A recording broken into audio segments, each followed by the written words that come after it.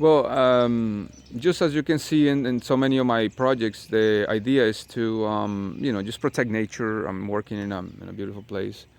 And we are going to extend the life of some wood planks from, wood pallets. So, we should just, try to do our best to just give the to the materials that we find, especially the treated material, a little more life. So let's start with the project. Okay, so I'm gonna set that you already kind of dismounted your pallets. I use a saw to do it, and I show you in a little video clip. I hope I'm gonna put it together, but it's just it's fairly simple if you have the right blade. Anyway, because the pallets sometimes are just exposed to the inclement of the weather, so you want to make sure that you rinse them up. What I did is that I mix a little bit of detergent, like a washing machine detergent and some bleach. So you go ahead and clean it with a sponge and all the stuff, and just kind of let it dry for you to be able to start working with it. So because sometimes you may want to leave some of the wood just as the color that it has, instead of like putting stain. You want to make sure that you remove all the dust and all the dirt, so it will dry properly. And so let's continue with that, and then later on we're gonna let it dry for a couple of hours. Later on I show you how we're gonna start putting some stain and stuff. So to start installing the planks, what we're gonna do is we're going to mark all the studs, make sure that we can just put a line on it, so we can follow that with our nails. Want to make sure that when we fasten this thing is nice and secured.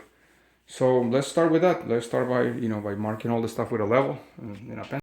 Okay, so the next thing that you want to do is, well, now that you have your planks nice and dry, you want to start applying some stain. So now, in my case, I'm going to use like 3 or 4 different kinds of stains. I have little bits of different kinds, and the idea is to kind of have this type of different tone on the wall.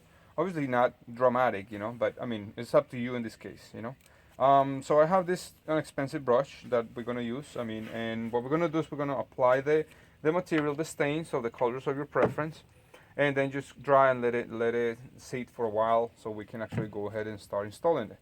After that, when it's there, we're gonna put the final coating of the sealer. So let's just start by doing that. Let's start by putting the stain to all the little boards that you're gonna use. So as you can see, we are continuing with all the staining, the edges on the front, on the front. All the wood is going to give different tones because they absorb the stains differently, although of course we were using like 3 or 4 different colors or even more. But the good thing is that that's what we want them to look kind of different and stuff. So let's continue putting the stains on them and let them dry, so we can cut them. You can actually leave some of them without stain, just kind of like a sealer, so you show some sort of that dark tone or whatever, black like in this case, or bleach color type of thing. Okay, so as you can see, I'm installing the boards right now, following the studs. Every cut is made on the studs, mixing the sizes of the boards. Obviously every board is followed by another board of the same thickness, so width. But in the middle, what I'm doing is every time that I go up, I just put a little bit of stain, so as you go up you don't see the stuff behind, because the boards obviously are not straight. So that's what you do. You just kind of put a little bit of stain on it, of one of the stains that you were using, and you continue going up, using a pneumatic gun, 2-inch pneumatic gun, with a 2-inch nails with a pneumatic gun. So let's continue. Okay, so now you can see this part that is already finished all the way to the top. And again, we're trying to leave that nice rustic look.